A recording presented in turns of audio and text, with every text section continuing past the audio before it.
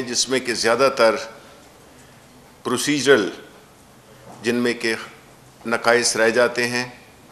लेकिन वो एक बहुत बड़ा एक तो उसमें एक एलिमेंट सनसनीखेज़ी का भी आ जाता है, जो कि महज प्रोसीजरल इश्यूज़ होते हैं, लेकिन उनको ऐसे बना के पेश किया जाता है जो कि किसी सूरत में मददगार साबित नहीं होते। तो ये सारे जो ऑडिटर जनरल का जो पूरा जो फंक्शनिंग है, उसमें ऑटोमेशन, उसमें डिजिटाइजेशन, और उसके साथ में ज़िमनी तौर पे ये भी डिस्कस हुआ कि जो मुख्तलिफ़ इदारों में, जिसमें कि ख़ास तौर पे जो जहाँ पे के चेक्स इशू होते हैं,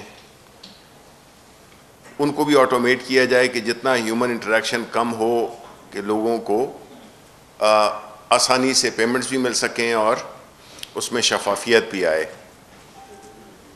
उसके अलावा जो इंस्टीट्यूशनल रिफॉर्म्स, देखिए हमारी गवर्नमेंट का एक बहुत बड़ा एक गवर्नेंस को इम्प्रूव करने में एक हमारा हदफ था कि हम इंस्टीट्यूशनल रिफॉर्म्स लाएं, और वो इंस्टीट्यूशनल रिफॉर्म्स इस तरह की हों जिससे कि जो मौजूदा वक्त है उसके मुख्तलिफ तकाज़े हैं, और जो इंस्टीट्यूशंस हैं हमारी वो पुरानी रीत पे चल रही हैं, जिसमें कि एफिशिएंसी भी कंप्रोमाइज़ होती है, ट्रांसपेरेंसी भी कंप्रोमाइज़ होती है, और अकाउंटेबिलिटी भी कंप्रोमाइज़ होती है। तो इन चीज़ों को हासिल करने के लिए हमारी हुकूमत ने बहुत काम किए हैं। बदकिस्मती से वो अलग बात है कि हम उसको आवाम तक नहीं पहुंचा सके। तो इसी सिलसिले में ये भी फ़ैसला हुआ कि आने वाले दिनों में पूरी जो रिफॉर्म्स हमने की हैं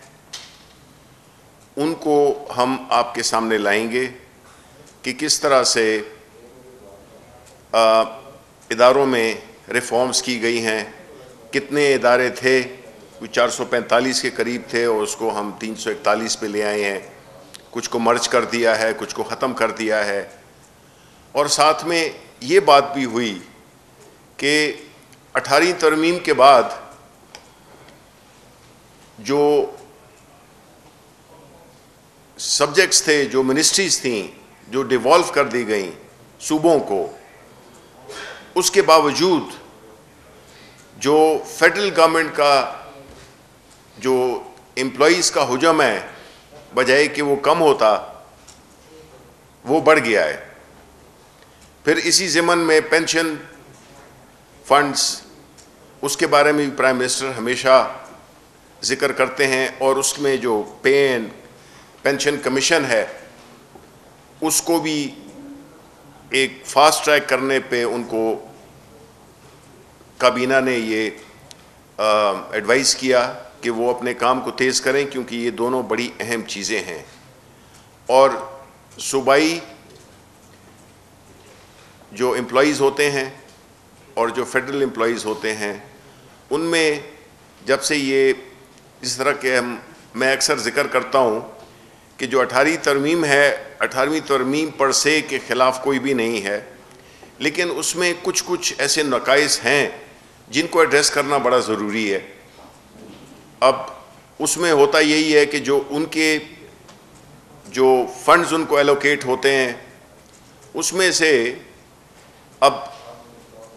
एक ग्रेड 1 से 15 तक की जो असामियाँ हैं, ये 85% उसका बजट का जो सैलरीज का होता है उसका हिस्सा होती हैं। तो इस सिलसिले में भी शफकत महमूद साहब जो कि इस कमेटी को हेड कर रहे हैं, तो उसके बारे में भी तफसीलन गुफ्तगू हुई, जिसमें कि ये जो अदम तवाज़ुन है सूबाई और वफाकी हुकूमत के एम्प्लॉइज़ का, इसको भी एड्रेस करना बड़ा ज़रूरी है। उसके अलावा और ये जो रिफॉर्म्स हैं, इसकी ज़ाहिर है कि आपको आने वाले दिनों में एक मुकम्मल जामे किस्म की प्रेस कॉन्फ्रेंस होगी, जिसमें कि सारी रिफॉर्म्स जो कि हमने की हैं और जो मुकम्मल हो गई हैं उनकी तफसील भी, और वो जो कि अभी होनी है उसकी तफसील भी आपके सामने पेश की जाएगी। उसके अलावा जो पेट्रोल की स्मगलिंग है वो एक बहुत ही अहम है, क्योंकि जो पेट्रोल की स्मगलिंग है उससे दो चीज़ें हो रही हैं। एक कि जो मायारी पेट्रोल है, क्योंकि जो और पेट्रोल जो कि OMCs के थ्रू जो आता है उसका एक ख़ास क्वालिटी का मायार होता है, और जो स्मगल होके आता है उसका कोई क्वालिटी कंट्रोल होता ही नहीं है। तो न सिर्फ कि ये माहौलियात के कॉन्टेक्स्ट में या आपकी जो गाड़ियां हैं उनकी वेयर एंड टेयर में, बल्कि जो आपके ख़जाने को नुकसान पहुंचता है वो भी कोई तकरीबन कोई 180 अरब रुपए के लगभग है। तो ऐसी सूरत में जबकि हमें न सिर्फ के इसके जो सोशल नुकसानात हैं उसके अलावा जो नुकसान होता है गवर्नमेंट को वो भी बहुत अहम है। तो इसलिए उस पर जो कार्रवाइयाँ की गई हैं, जिसकी कि इत्तेफाकन जो कार्रवाई हुई है वो आज से शुरू हुई है, तो वो 192 पेट्रोल पंप्स जो हैं, ऐसे पेट्रोल पंप्स जो कि इस किस्म का तेल बेचते थे, उन पे FBR, कस्टम्स, जितने भी मुतल्लिका इदारे हैं, पुलिस, सब ने एक जामा एक स्ट्रेटजी बनाई है जो कि पूरे मुल्क में कार्रवाई कर रही है, जो कि शुरू हो गई है। जिस तरह मैंने कहा 192 पंप्स उनको सील कर दिया गया है, और जो उसकी सज़ा है वो भी बड़ी कड़ी है। एक तो उनको 1 हफ़्ता दिया गया है कि वो अपने जवाबात दें परचेजेस के, सेल के, और दूसरा ये है कि जब ये तय हो जाए कि ये पेट्रोल बेच रहे थे, स्मगल्ड पेट्रोल बेच रहे थे, तो फिर उसमें पेट्रोल पंप की और जो बाकी प्रॉपर्टीज़ हैं उनको भी अटैच कर दिया जाएगा, और ये बड़ी सख्त सज़ा है। तो इसलिए बेहतर यही है, तंबीह यही की गई है। और ये तकरीबन मुल्क में कोई 2094 पंप्स हैं जो कि जिसमें पूरे मुल्क में ये फैले हुए हैं, और ये वो तेल बेच रहे हैं जो कि न सिर्फ मुज़िर है बल्कि गैर कानूनी भी है, और उससे हमें हमारे एक्सचेकर को भी नुकसान पहुंचता है। इसमें जो बाकी पंप्स हैं उनके ऊपर भी इनको आइडेंटिफाई कर लिया गया है, तो उनके साथ भी इसी किस्म की वो होगी, ट्रीटमेंट होगी। उसके बाद हमारे मिनिस्टर ऑफ प्लानिंग और इस्लामाबाद के MNA असद उमर साहब ने उसामा सत्ती का केस उठाया, जिसमें कि वज़ीर आज़म साहब ने अपनी सख्त उसका इजहार किया, खफगी का इजहार किया कि कैसे एक नौजवान लड़का उसको गोलियां मार के उसको उसकी ज़िंदगी ले ली है। तो जो GIT बनी थी उसने अपनी रिपोर्ट मुकम्मल कर ली है, पेश कर दी है सेक्रेटरी दाखिला को, लेकिन प्राइम मिनिस्टर ने ये कहा, ज़ोर देकर कहा कि अगर तो इस GIT से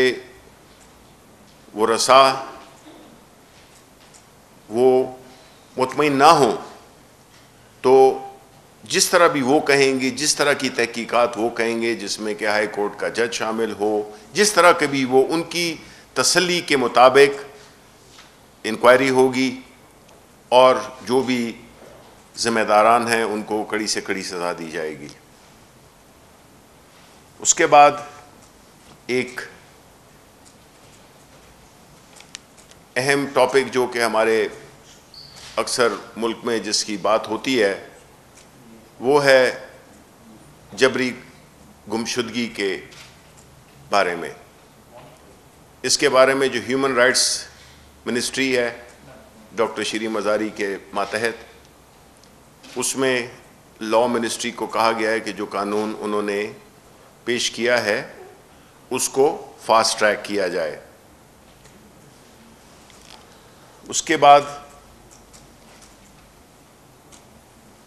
एक और अहम चीज़ जो कि आपने देखा है कि पिछले दिनों से मीडिया की जीनत बना हुआ है, वो है ब्रॉडशीट। जो ब्रॉडशीट स्कैंडल है उसके बारे में, चूँकि ये एक ऐसा मसला है जो कि सन 2000 से शुरू हुआ था और फिर जब NRO दिया गया PMLN को और पाकिस्तान पीपल्स पार्टी को, तो उसके बाद इस पे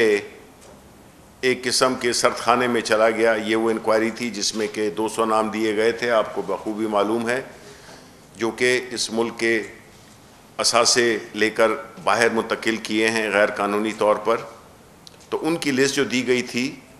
उसके बारे में जो सरदमोरी का इजहार किया गया बाद में जब के NRO दे दिए गए, तो उसके बारे में जो अभी मुख्तलिफ इंटरव्यूज़ सामने आए हैं मूसवी के, और जो इंग्लैंड में जो हाई कोर्ट का जो डिसीजन है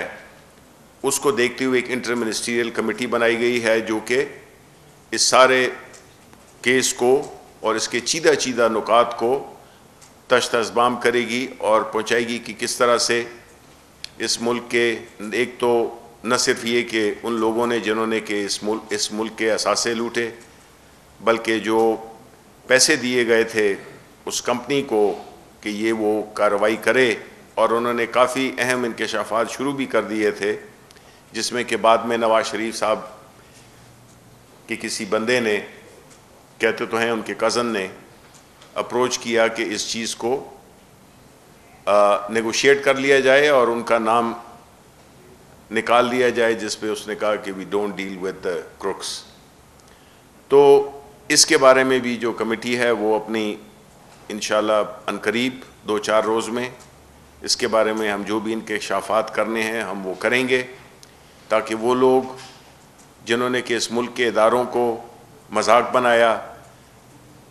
कौमी ख़जाने को नुकसान पहुँचाया और फिर मुल्क को एक ऐसी लिटिगेशन में,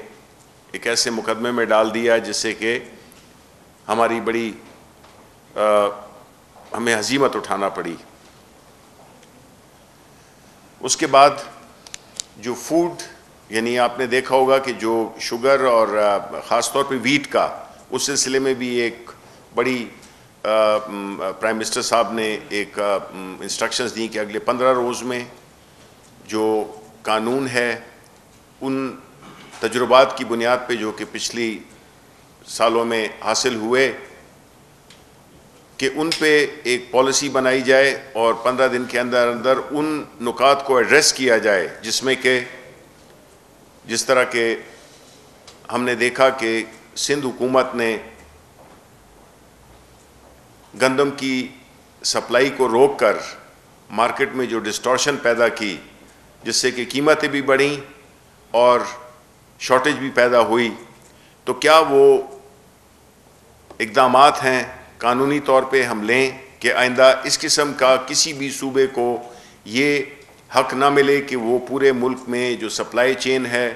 शॉर्टेज को क्रिएट करना, इस किस्म की चीज़ें जो कि हमने देखी, जो कि वजह बनी उसकी कीमतों के बढ़ावे की भी और कमी की भी। तो इसमें भी एक सख्त जो है कानून साजी की बात की गई, क्योंकि ये एक फेडरल सब्जेक्ट है, गो के सूबाई हुकूमतें इसकी ज़िम्मेदार हैं, लेकिन जो कानून है वो जो है फेडरल हुकूमत के डोमेन में है। तो ये बुनियादी तौर पे बातें हुई, और इसके साथ साथ जो एक जनरल डिस्कशन थी वो रही, क्योंकि ये हमारी एक ऐसी काबीना है जो कि मेरा नहीं ख्याल है, गो कि मेरा कोई इत्तेफाक नहीं रहा माजी की काबीना में रहने का, कि जिसमें कि जितनी, अगर आप हमारे 2 साल की काबीना के इजलास देख लें और पिछली हुकूमतों के पूरे 10 साल की वो ले लें, तो हमारी जो कैबिनेट की डिसीजंस हैं, कैबिनेट की मीटिंग्स हैं, वो ज़्यादा रिलीजियसली हो रही हैं, और उसमें होता ही है कि काफ़ी डिस्कशंस होती हैं। प्राइम मिनिस्टर, कोई बंदा जिसने अपना माइक ऑन किया हो, सवालात पूछना चाहे, किसी चीज़ से अपना डिसएग्री करना चाहे या कोई सजेशन देना चाहे, प्राइम मिनिस्टर साहब उसको बड़े उससे खुले दिल से वो करते हैं, और उसमें हकीकी मानों में एक कलेक्टिव विजडम भी आता है और एक कलेक्टिव रिस्पॉन्सिबिलिटी की एक बुनियादी जो शर्त होती है वो भी पूरी होती है। Thank you very much.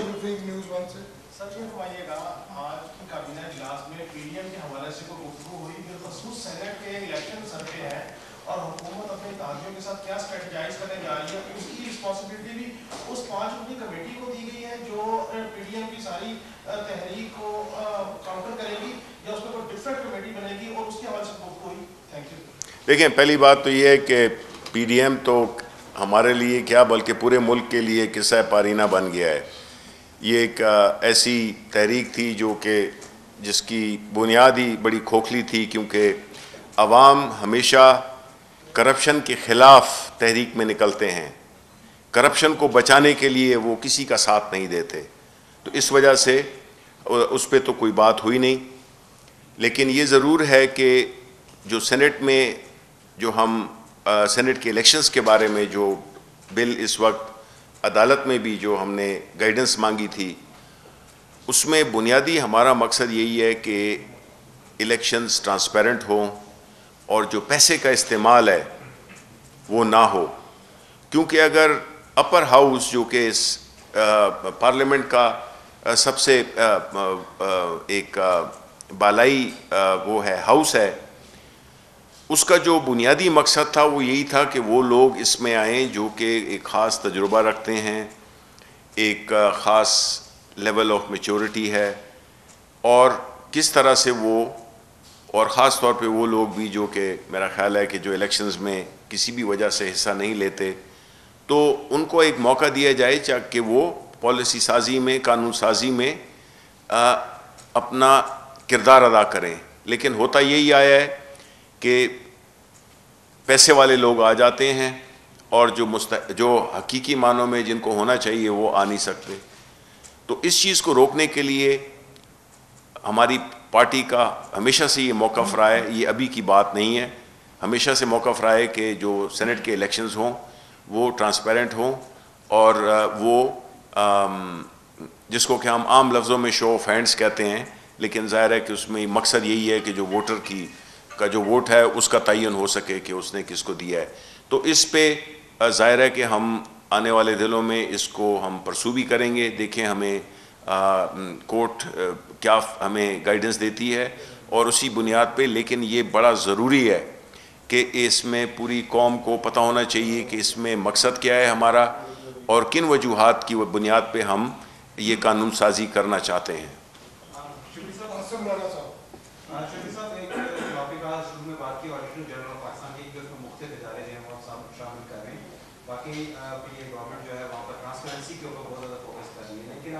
Transparency international ने जो है वहाँ पर एक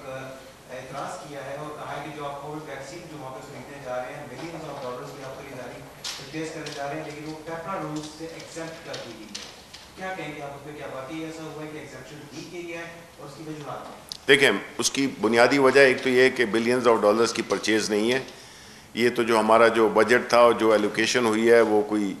120 से 150 मिलियन डॉलर की हुई है। दूसरी बात कि पेपरा रूल से क्यों मुस्तस्ना किया गया है, बिकॉज जो लैंग्वेज जिस बिल को लाया गया था इससे वो करना, उसमें काफ़ी कन्फ्यूजन क्रिएट होती थी, सब्जेक्टिव चीज़ें थी उसमें। मकसद ये था कि इसमें जितनी भी कानूनी फॉर्मेलिटीज़ आपको पूरी करनी पड़ती हैं, तो उससे एक तो बहुत ज़्यादा देर भी हो जाती है, और दूसरी बात ये है कि ये एक इंटरनेशनल चीज़ है जिसमें कि हम मुख्तलिफ़ किस्म की दवाइयों की बात नहीं कर रहे। ये मुख्तलिफ डिपेंड करता है कि किस मुल्क से हम ख़रीद रहे हैं। तो उसमें जो पेपरा लॉज हैं वो हम उसकी जो हासिल करने में, क्योंकि इसका तो ताल्लुक़ सेहत से है, इसमें तो ये नहीं हो सकता कि आप महीने लगा दें, कितने इश्यूज़ खड़े कर दें। तो इसमें वक्त को बचाने के लिए ये एग्जेम्पशन दी गई है, और इसका जो एग्जेम्पशन है इसका भी कोई ये नहीं है कि ये बिल्कुल आंखें बंद करके बग़ैर किसी हिसाब किताब के एक मैकेनिज़्म है जो कि सारे जितने भी बाकी मैकेनिज्म है वो रहेंगे, लेकिन पेपरा का जो है उसमें आपने देखा है कि एक तो ये है कि उसमें सबसे कम कीमत लोएस्ट बिडर की बात होती है, लेकिन अगर आपने एक ही दवाई लेनी है तो उसमें तो कोई इस किस्म की चीज़, तो तकनीकी चीज़ें हैं जो आड़े आ रही थी, और ये एक वन टाइम और एक ख़ास जो कि सारी दुनिया जानती है, सारा पाकिस्तान जानता है कि कोविड के लिए हम ऐसी चीज़ें जितनी जल्द से जल्द हो सके जो वैक्सीनेशन हम अवेलेबल कर सकते हैं पाकिस्तान के अवाम के लिए, और उसकी भी जो आपको पता है कि जो बने हुए हैं कि प्रायोरिटी किसकी होगी, जो कि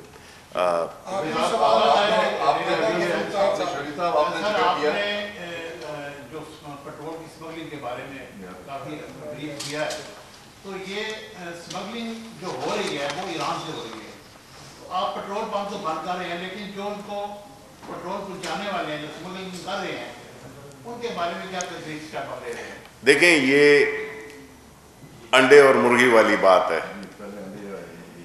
तो उसमें यही होता है कि अगर आप सप्लाई साइड को चोक कर दें तो जाहिर है कि वो एक तरीका है, डिमांड खुद ब खुद ख़त्म हो जाएगी। दूसरा ये है कि डिमांड को ख़त्म कर दें तो सप्लाई इनफेक्टिव हो जाएगी। इसमें कोई शक नहीं है कि इस तरह के वो हैं,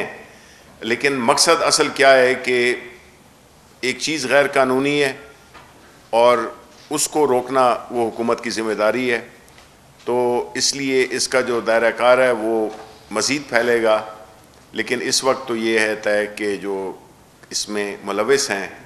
उनको इजाज़त नहीं दी जाएगी और उनको बड़ी सज़ा है। कबीना में ब्रेकडाउन के हवाले से खबर ये भी आ रही है कि ये पेंशन के बारे में आप कैबिनेट से आते हैं, इसमें कोई ऐसी तजवीज़ आई है कि पेंशन में कोई कमी की जा रही है या कोई इस तरह? पेंशन में कमी? पेंशन नहीं जी, देखें, पेंशन में कमी की बात कभी भी नहीं होती। पेंशन का सिर्फ जो प्राइम मिनिस्टर साहब ने और हम यही समझते हैं कि पेंशन एक बहुत सीरियस इशू है, जिसमें कि कई ऐसे इदारे हैं जो कि पेंशन जो है ना उसका साइज़ बढ़ रहा है, और उस साइज़ को, उस पेंशन को पे करने के लिए हमारे पास रिसोर्सेज नहीं है। तो क्या ऐसा मैकेनिज़्म इख्तियार किया जाए, बिकॉज इसमें ऐसे भी होता है कि पेंशन सिर्फ ये नहीं है कि बेवा को मिलती है। पेंशन जो है तो बेवा, फिर अगर उसकी बेटी हो, शादीशुदा ना हो, तो फिर उसका बेटा, तो ये नस्ल दर नस्ल चलती है। इसका ये इस तरह होता नहीं है। ये एक मैकेनिज़्म है जो कि एक एम्प्लॉई को और उसकी जो बेवा है, इस पे तो काम हो रहा है, मैं ये नहीं कह रहा हूँ, लेकिन मैं आपको बता रहा हूँ कि होता यही है कि जो पेंशन का जो सिलसिला है वो लामुतनाही है। हमारी यूनिवर्सिटी से लेकर और कई इदारे हैं जो कि जिनका कि पेंशन